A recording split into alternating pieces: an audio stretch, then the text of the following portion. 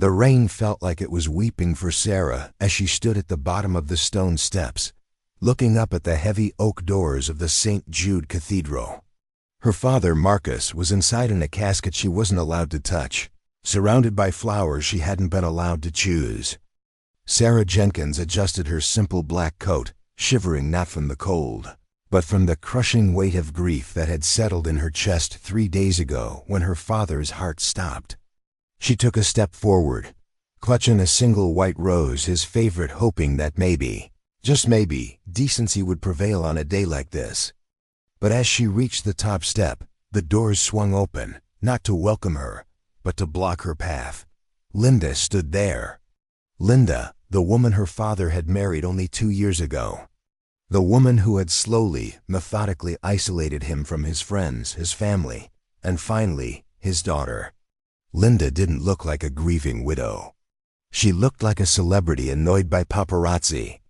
She was wearing a black dress that cost more than Sarah's car, and her eyes behind the oversized sunglasses were dry and cold. "I told you not to come," Linda said, her voice sharp enough to cut through the sound of the rain. "This is a private service for family and close friends." "You are neither." Sarah felt the breath leave her lungs. "Linda, please," she whispered, her voice cracking. "He was my dad. I just want to say goodbye. I won't cause a scene. I just want to sit in the back." Linda laughed, a cruel, hollow sound. "Your dad? Honey, Marcus stopped being your dad the minute he realized what a disappointment you were. Why do you think he spent all his time with me? He didn't want you. He tolerated you. It was a lie." Sarah knew it was a lie. Her father had been sick, confused, and medicated, but he had loved her. Yet hearing it now, while his body lay cold just a few yards away, shattered her. "That's not true," Sarah sobbed. "Let me in, Linda, please." Linda stepped forward and shoved Sarah hard against the shoulder. Sarah stumbled back, her heel catching on the wet stone, and she nearly fell down the stairs. The white rose slipped from her hand and landed in a muddy puddle. "Get out of here," Linda screamed, no longer whispering. "You are here for money, aren't you? You think you're getting a payout? Well, guess what? He left everything to me. Every dime, every brick of the house. You get nothing. Now leave, or I will have the security guards drag you off the property like the trash you are. If you have ever felt the stinging pain of being excluded from your own family, if you have ever dealt with someone who values money over human life, then you know the darkness Sarah felt in that moment. Welcome to Her Secrets, Her Stories. We tell the stories of those who are silenced. If you believe in karma and justice, please subscribe to our channel right now.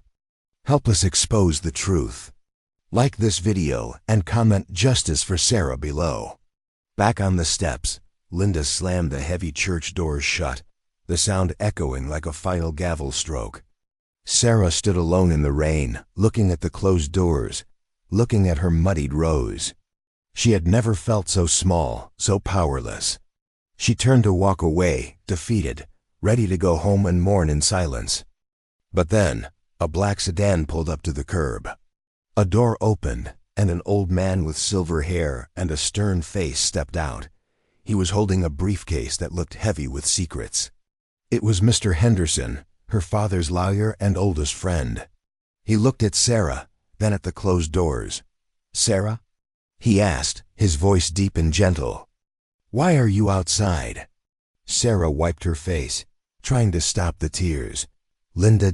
She kicked me out. She said Dad left her everything.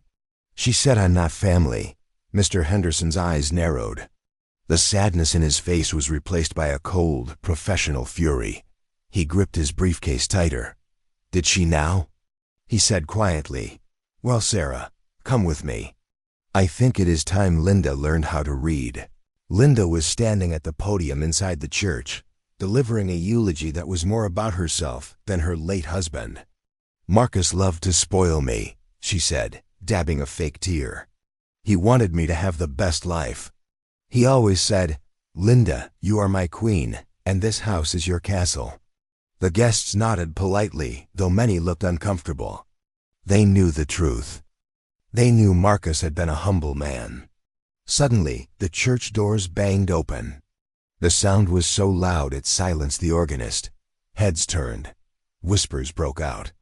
Walking down the center aisle was not security, but Mr. Henderson, walking with a cane that tapped rhythmically on the floor, and beside him, head held high, was Sarah. Linda froze at the podium, her face twisted in rage. "I said get her out," she screeched, pointing a manicured finger.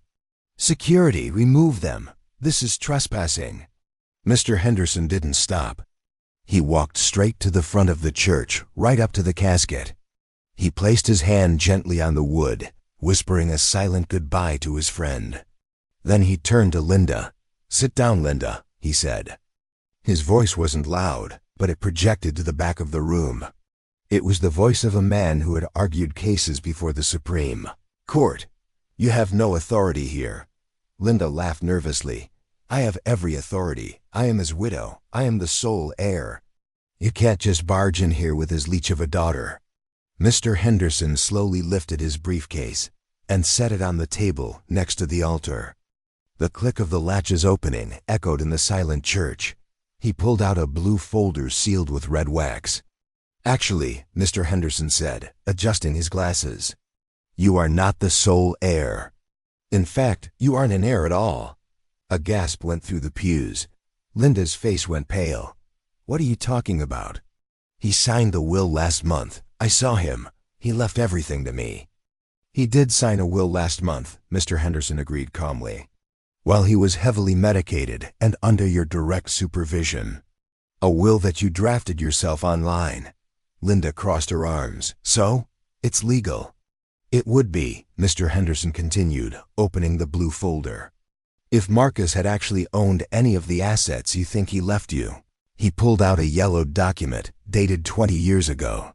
"You see, Linda, when Marcus's first wife Sarah's mother passed away, she didn't just leave the house and the savings to Marcus. She placed them into an irrevocable family trust." Sarah looked up, shocked. She had never known this. "A trust?" Linda stammered. "What does that mean?" Mr. Henderson looked at the guests, ensuring everyone heard this. "It means that Marcus was never the owner of the estate. He was merely a trustee. He had the right to live in the house during his lifetime. He had the right to use the interest from the accounts.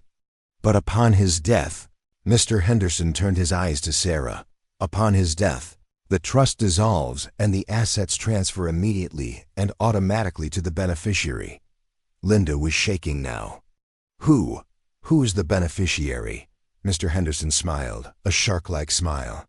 "The only child of the marriage, Sarah Jenkins." "No!" Linda screamed, grabbing the podium. "That's a lie. We are married."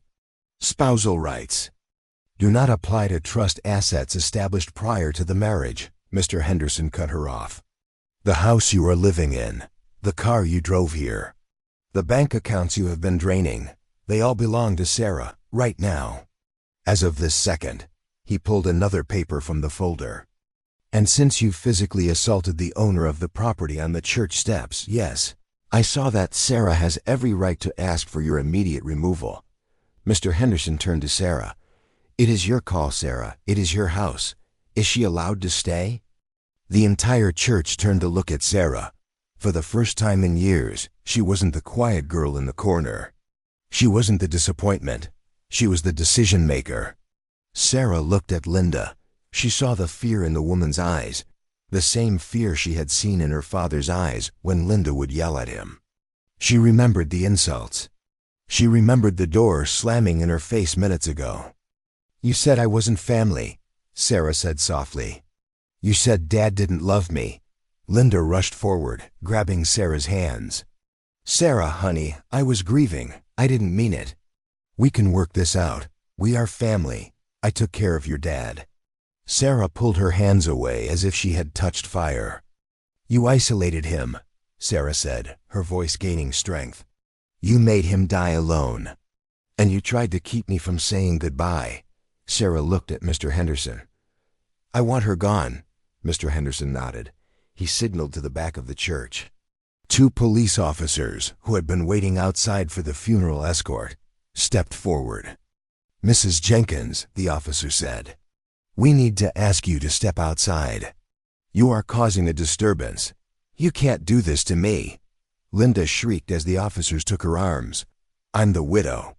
I have rights. I need to go home." "You don't have a home," Mr. Henderson said coldly. "Not anymore.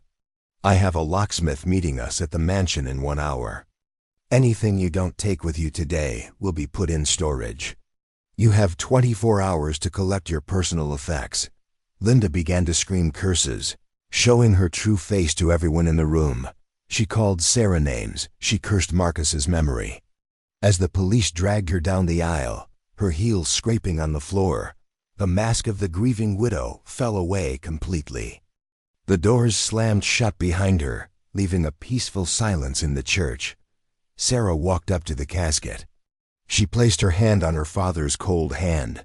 She finally had her moment. "I love you, Dad," she whispered. "And don't worry. I'm okay now." Mr. Henderson stood beside her. "He knew you would be, Sarah. That's why he never fought Linda on the fake will. He knew the trust was ironclad. He knew he was leaving you safe." Sarah cried, but this time they were tears of relief. The funeral proceeded, beautiful and respectful. After the service, Sarah went to her house. The locksmith was already there. Linda's bags were on the curb. The locks were changed. Sarah walked into the living room, which Linda had filled with gaudy modern furniture. She took a deep breath. It smelled like her mom's old perfume again. The toxicity was gone. In the following weeks, Sarah sold the mansion. She didn't want the memories. She used the money to start a small school for underprivileged children, naming it after her father. Linda tried to sue, but no lawyer would take her case once they saw the trust documents. The last Sarah heard, Linda was working as a hostess at a diner downtown, living in a small apartment, looking for her next victim, but she wouldn't find one here. Sarah Jenkins had found her voice, her justice, and her peace. And she learned that while evil might scream the loudest, the truth always has the final say. If this story of justice satisfied you, if you believe that karma always finds a way, please hit the like button and subscribe to Her Secrets, Her Stories. Share this video with someone who needs to be reminded that the good guys win in the end. And tell me in the comments, do you think Sarah should have given Linda a second chance? Or did she get exactly what she deserved? Thank you for watching.